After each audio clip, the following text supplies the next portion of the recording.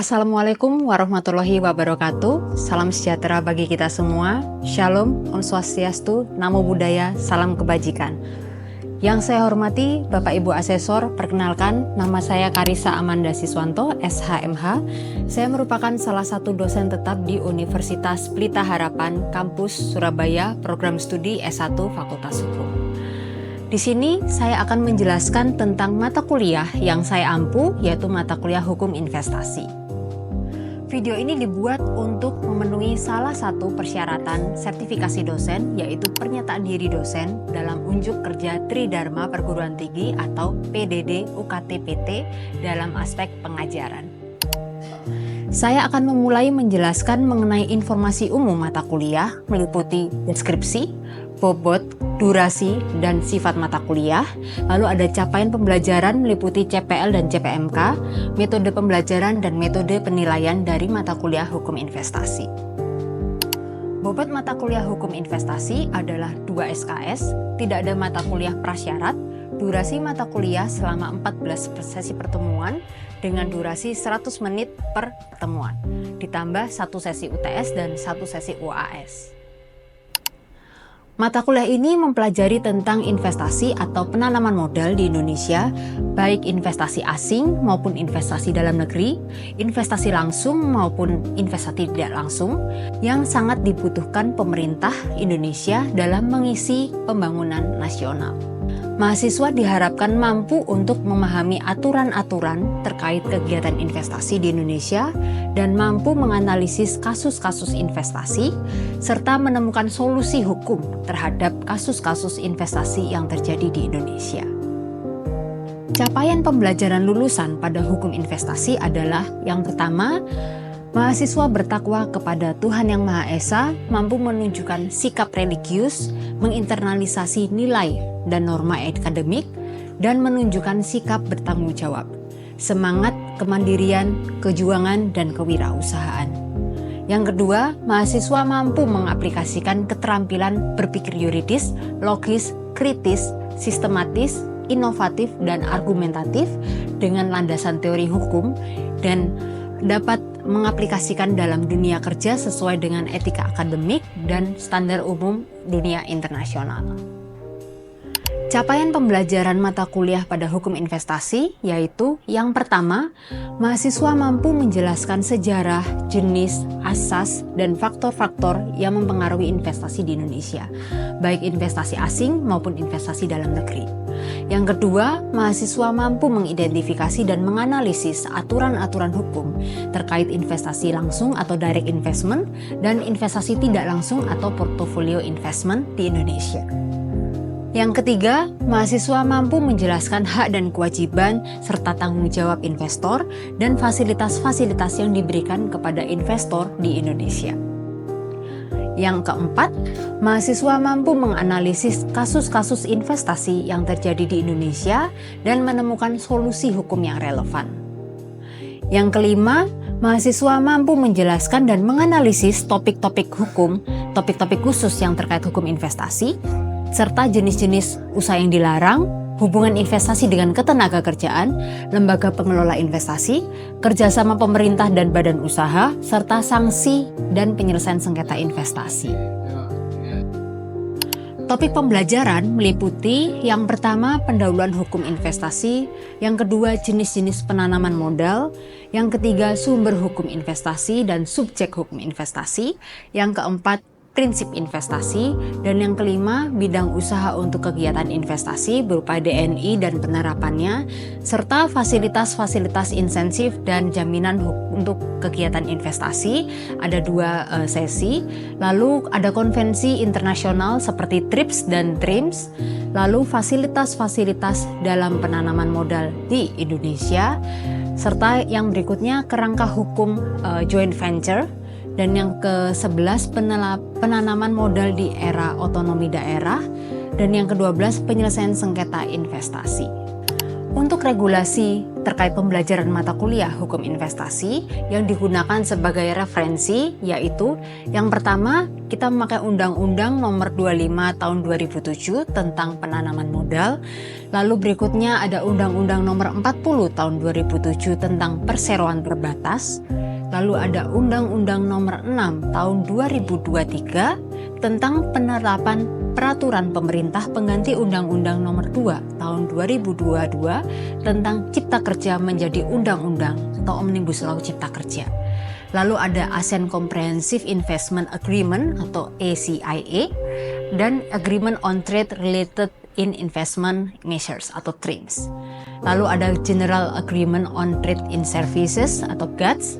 Lalu ada Konvensi Washington 1965 tentang penyelesaian perselisihan di investasi antara negara dan warga negara asing atau Konvensi ICSID. Untuk literatur menggunakan beberapa buku, diantaranya yang pertama oleh Sentosa Sembiring yang berjudul Hukum Investasi, yang kedua Hendrik Budi Untung dengan judul Hukum Investasi, lalu ada Ida Bagus Rahmadi Supacana dengan judul Kerangka Hukum dan Kebijakan Investasi di Indonesia, lalu ada Mas Rahmah dengan judul Buku Hukum Investasi.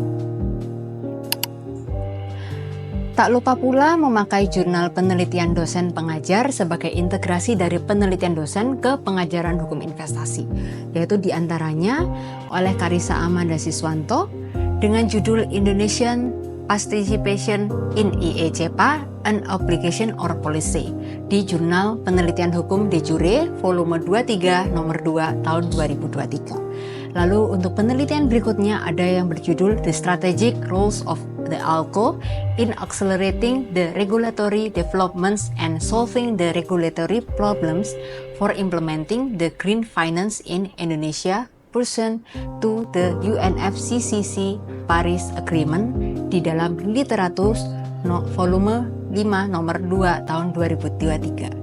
Lalu ada Kartiko Sugiono dan Karissa Amanda di judul The Paradox of Foreign Investment in Support Economy Sustainability After the Job Creation Law di jurnal Legal Brief volume 12 nomor 4 tahun 2023. Metode pembelajaran dilakukan secara on-site atau luring, yaitu pembelajaran tatap muka di kelas bersama dosen pengajar. Lalu yang kedua ada online sinkronus atau asinkronus daring, pembelajaran daring berbasis project group atau learning melalui LMS Moodle dan Microsoft Teams. Blended learning itu gabungan dari antara sinkronus dan asinkronus menggunakan LMS Moodle dan Microsoft Teams.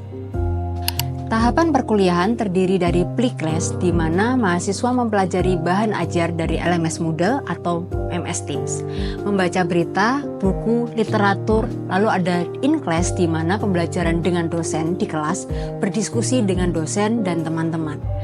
Lalu analisa kasus dan mengerjakan kuis. Berikutnya ada post-class di mana mahasiswa mengerjakan tugas perkuliahan serta menjawab pertanyaan-pertanyaan refleksi di LMS Moodle.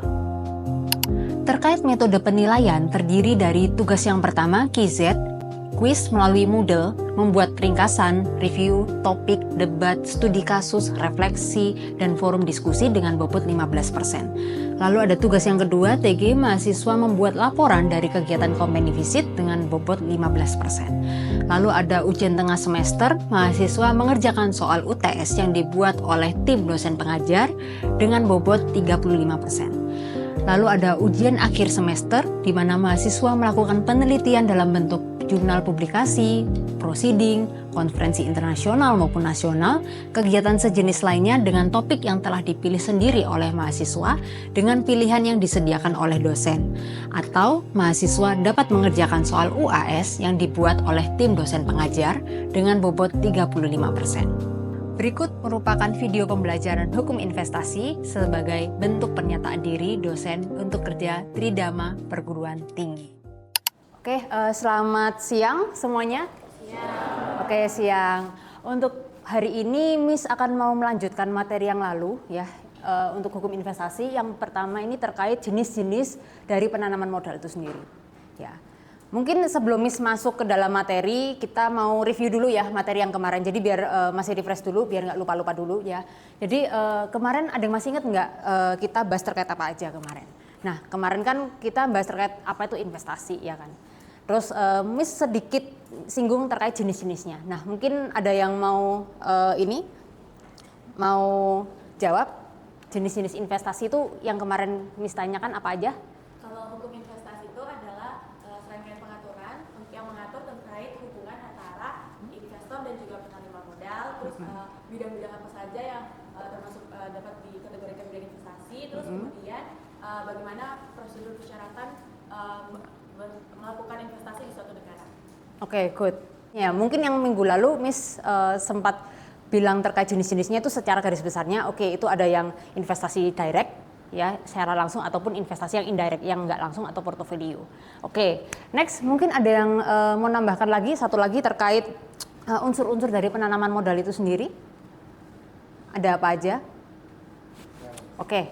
Jadi unsur penanaman modal itu ada kegiatan menanam modal pertama, terus kedua ada investor atau penanam modal, ketiga melakukan kegiatan usaha, terus keempat di wilayah tertentu karena kita di Indonesia berarti ya penanam modalnya itu di Indonesia. Oke, good. Berarti di situ ada beberapa unsur ya yang bisa dikatakan, oh kalau kegiatan usaha itu dia termasuk sebagai penanaman modal, ya. Jadi ada beberapa unsur tadi yang harus dia penuhi. Nah, untuk kali ini kita masuk kepada jenis-jenisnya itu apa aja di sini. Nah, terkait untuk jenis-jenisnya, Miss lanjut aja. Nah, kira-kira menurut kalian apa sih yang mempengaruhi investor? Ya, kita kan ngomongnya investasi ya. Berarti kan investor kan pihak yang memberikan modalnya dia, menanamkan modalnya dia, ya kan, di suatu entah itu negara dan segala macam. Nah, apa sih yang mempengaruhi investor asing untuk berinvestasi di Indonesia? Kira-kira apa?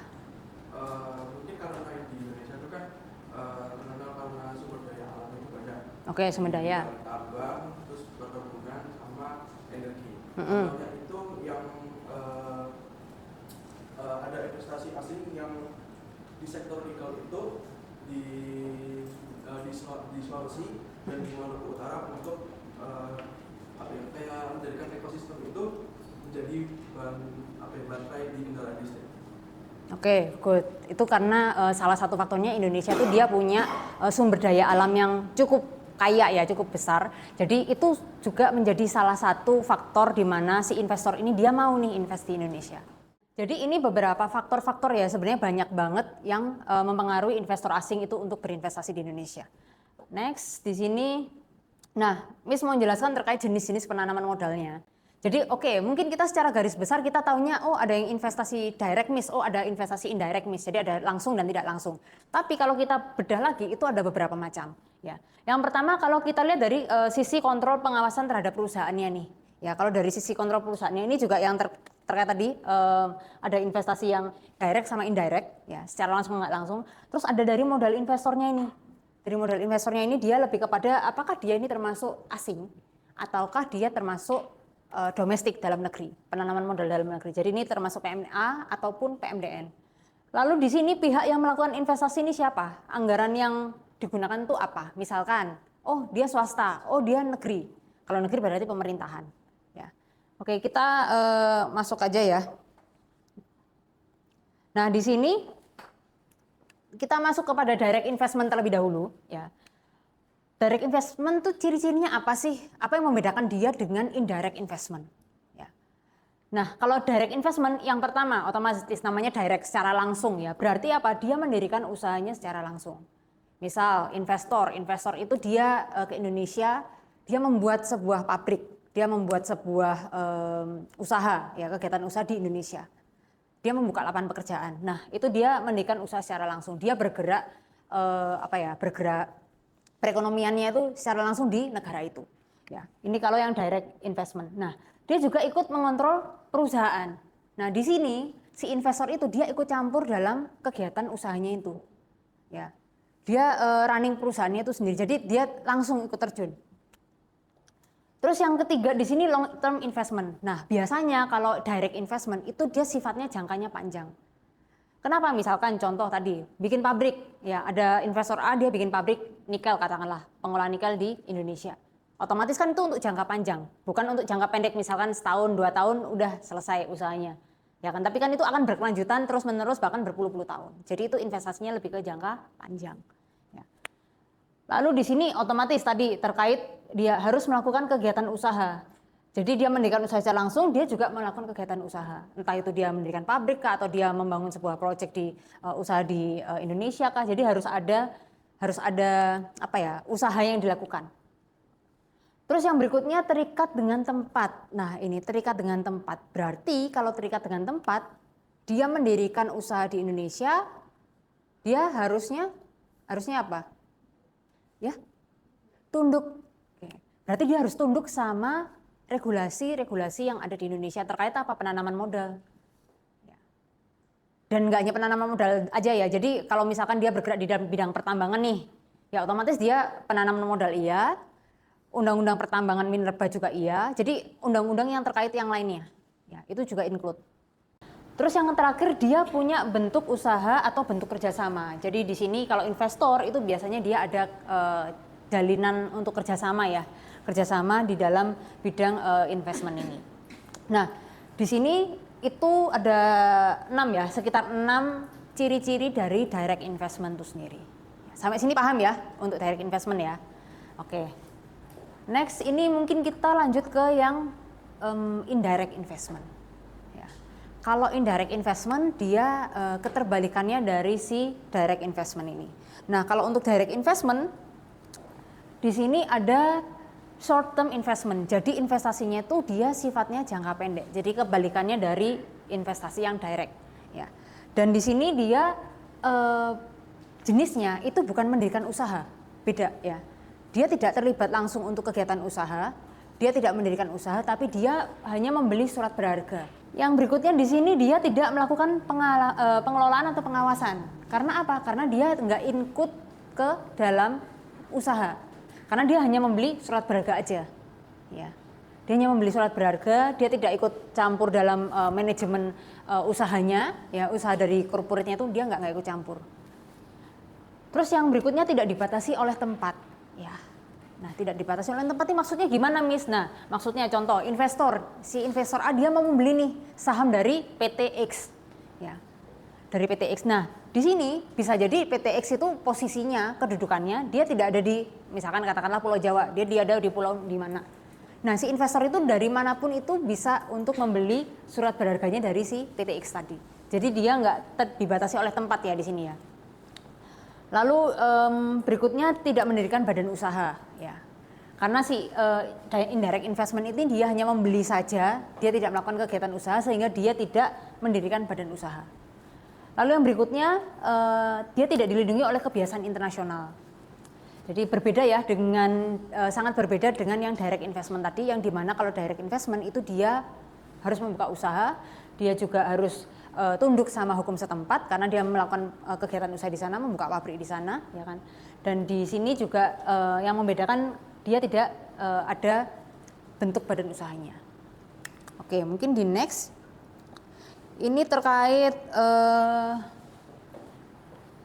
PMDN, ya. Jadi tadi kita udah mengenal jenisnya terkait indirect sama direct investment.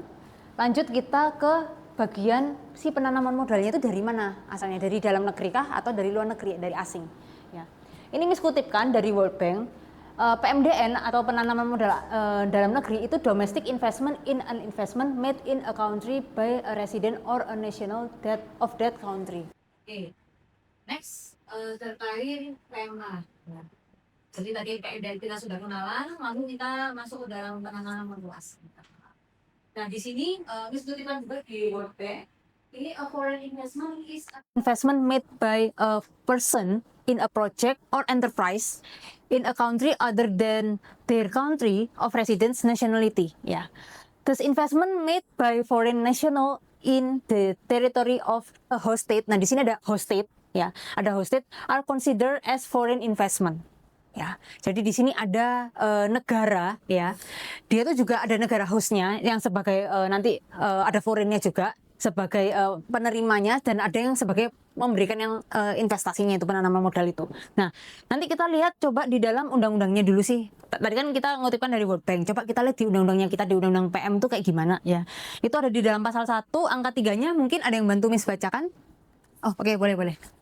Pasal 1 angka 3 Undang-Undang Nomor 25 Tahun 2010 Begini, penanaman modal asing adalah kegiatan menanam modal untuk melakukan usaha di wilayah negara Republik Indonesia yang dilakukan oleh penanam modal asing, baik yang menggunakan modal asing sepenuhnya maupun yang berpatungan dengan penanaman modal dalam negeri. Oke, berarti itu ada unsur bisa full asing ataupun bisa patungan. Nah, tuh separuhnya mungkin dari asing, separuhnya dari domestik. Pokoknya ada unsur asingnya aja dia sudah masuk ke MA. Oke, next, lanjut di angka 6-nya. Pasal 186 Undang-Undang Nomor 25 Tahun 2007 ini penanaman modal asing adalah perseorangan warga negara asing, badan usaha asing, dan atau pemerintah asing yang melakukan penanaman modal di wilayah negara Republik Indonesia. Oke, berarti dia melakukan investmentnya itu penanaman modalnya itu di wilayah lingkungan Indonesia. Oke, next lanjut pasal 1 angka 8-nya. Pasal 1 angka Undang-Undang Nomor 25 Tahun 2007, modal asing adalah modal yang dimiliki oleh negara asing, perseorangan warga negara asing, badan usaha asing, badan hukum asing, dan atau badan hukum Indonesia yang sebagian atau seluruh modalnya dimiliki oleh pihak asing. Oke, berarti udah jelas ya kalau PMA itu dia bisa perseorangan tadi yang di dalam pasal 1 angka 8 perseorangan, badan hukum asing ataupun badan hukum asing juga collab juga dengan badan hukum yang di Indonesia. Oke, jadi ini untuk penanaman modal asing udah jelas ya bedanya. Jadi kalian harus bisa untuk membedakan kira-kira oh dia termasuk PMDN, oh dia termasuk PMA. Ya, jadi kalau ada unsur asingnya sedikit aja dia sudah masuk ke PMA jenisnya, ya. Oke, bisa di next mungkin. Nah, ini kita masuk kepada pihak yang yang melakukan investasi. Tadi Miss sempat ada 2 jenis. Sempat Miss mention tadi di awal. Yang pertama dari swasta, yang kedua dari pemerintah, ya. Dari publik ya berarti. Nah, kalau dari private si swasta ini berarti apa di sini? Dia dananya itu dia dikelola dari pihak private swasta. Sedangkan kalau untuk yang pemerintah itu beda lagi nanti. Ini dilihat dari sisi pemerintah juga. Nah, nanti untuk yang berikutnya kita juga akan lihat di dalam undang-undangnya. Oh, kira-kira seperti apa sih kalau untuk pengelolaan untuk investasinya, ya. Nah, ini terkait asas dalam hukum investasi. Jadi kalau tadi kan jenis-jenisnya udah paham ya. Berarti tadi ada apa aja? Kan ada penanaman modal asing, penanaman modal dalam negeri, terus ada penanaman modal apa lagi? Pemerintah sama swasta, terus yang tadi direct investment sama indirect investment. Oke, jadi tadi terkait jenis-jenisnya ya, kita udah tahu kalau yang tadi ada pemerintah sama swasta berarti itu ya dari modalnya, kalau swasta ya dari private, kalau pemerintah berarti dari pemerintah. Nah, terkait asas-asas dalam hukum investasi ini kalian bisa lihat di dalam pasal 3 ayat 1-nya Undang-Undang Penanaman Modal. Ya, ada beberapa asas di mana mungkin kalian dari sekian asas ini ada yang pernah dengar mungkin ya di mata kuliah yang sebelumnya, ya. Mungkin seperti kayak asas kepastian hukum mungkin, terus asas akuntabilitas. Nah, itu ada di beberapa mata kuliah sebelumnya. Tapi di sini kita akan bahas terkait gimana kalau dilihat dari sisi hukum investasinya. Nah, kalau dari hukum investasinya oke, kita harus ada kepastian hukum dong pastinya tentunya ya kan. Karena hukum investasi itu di sini dia menjadi payung ya, payung dalam kegiatan investasi. Jadi that's why kenapa di sini diperlukan hukum yang mengatur antara si investor tadi, mungkin dengan pemerintahannya, mungkin dengan badan usahanya. Jadi di sini adanya kepastian hukum ini tercapai. Terus ada asas keterbukaan. Nah, di sini juga harus terbuka ya. Jadi dari sini investor tuh bisa tahu, oh kira-kira apa aja sih yang diperlukan. Oh kira-kira dari pemerintah nih apa aja sih. Jadi harus terbuka di sini asas keterbukaan. Lalu adanya juga asas akuntabilitas. Nah, di sini untuk akuntabilitas itu kalau untuk setiap kegiatan investasi itu juga harus berdasarkan asas akuntabilitas. Nah, karena di sini penyelenggaraan untuk investasi itu juga harus dipertanggungjawabkan. Ya, jadi jangan sampai nggak dipertanggungjawabkan. Lalu perlakuan yang tidak sama dan membedakan asal negara. Nah, ini juga penting. Jadi di sini harus ada asas anti diskriminasi ya. Jadi entah itu investornya itu investor asing dari katakanlah negara X, terus habis itu ada investor dari negara Y. Nah, X sama Y ini nggak boleh mendapatkan perlakuan yang beda. Untuk dia sebagai investor, dia harus sama mendapatkan perlakuan yang sama. Ya. Lalu di sini ada asas kebersamaan ya, berarti tujuannya sebenarnya untuk investasi ya untuk masyarakat ya sebenarnya, untuk pembangunan ekonomi masyarakat juga. Lalu efisiensi berkeadilan, terus ada berkelanjutan juga. Tadi kan investasi kan Miss bilang kan itu lebih ke jangka panjang juga. Ya untuk berkelanjutannya seperti gimana. Dan jangan lupa investasi itu juga harus menyangkut dengan asas berwawasan lingkungan. Ya. Kenapa Miss kok lingkungan? Nah tadi Miss bilang salah satu investasi yang dia secara langsung membuka usaha itu kan investasi direct investment. Dimana katakanlah dia buka usaha katakanlah pabrik ya. Otomatis kalau dia buka usaha pabrik ya otomatis dia kan juga mengenai lingkungan sekitar. Takutnya dia membuat membuang limbahnya dia B3 atau dia membuat polusi. Nah, itu juga harus berwawasan lingkungan juga. Jadi di sini investasi itu juga erat kaitannya sama lingkungan. Lalu ada kemandirian juga serta ada keseimbangan, kemajuan dan kesatuan ekonomi nasional. Nah, di sini pada intinya kenapa sih investasi itu ada? Ya, kenapa sih investasi itu penting untuk sebuah negara? Karena itu tadi untuk kemajuan ekonomi. Ya, untuk kemajuan ekonomi, kesatuan dari nasionalnya Indonesia itu sendiri. Ya, jadi ini ada asas-asasnya, kalian bisa lihat di dalam pasal 3 ayat 1. Next. Nah, untuk tujuannya, kenapa sih adanya hukum investasi itu kalian bisa lihat di dalam pasal 3 ayat 2 Undang-Undang nomor 25 tahun 2007. Nah, mungkin ada yang bisa bantu Miss bacakan? Oke. Bacakan dulu.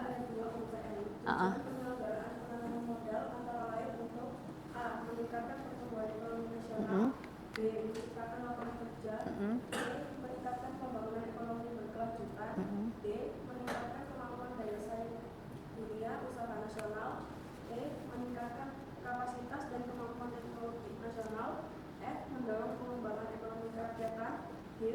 Mengolah ekonomi potensial menjadi kekuatan ekonomi real dengan menggunakan dana yang berasal baik dari dalam negeri maupun dari luar negeri.